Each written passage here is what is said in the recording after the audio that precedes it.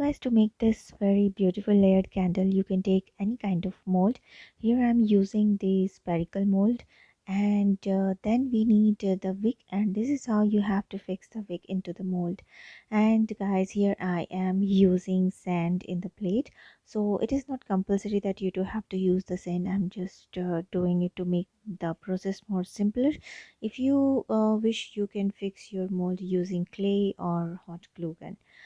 Using clay is much more better than hot glue gun. And this is what I have in my hand is mold release spray, and it is always better to spray some mold release before pouring the wax into it. And now after doing all this, it's time to pour the first layer of the wax. So here I'm using soy wax. It is up to you. If you want to use any other kind of wax, you can use that also. So this is the first layer I have poured, and then you have to wait for about 10 to 15 minutes so that the first layer will get semi-set, and after that pour the second layer. And guys, here the colors I'm using is of my choice. It is up to you which color you want to use and which you do not. So the second layer I'm pouring is of green color, and just pour a little, not too much.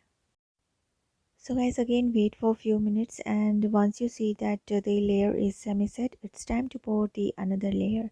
So if you want to create this beautiful layered candle using two colors, you can use any of the two color, whichever you want.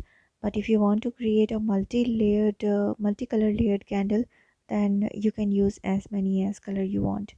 But the process remains the same, though there are different methods to create beautiful layered candle, and this is one of them. I'll try to share all those other methods also. And guys, if you are using these kinds of spherical mold which I am showing you here, so you also have to do the same. And as you are seeing here that my half of the spherical candle is completely filled, and now it's time to fix the another half of the mold.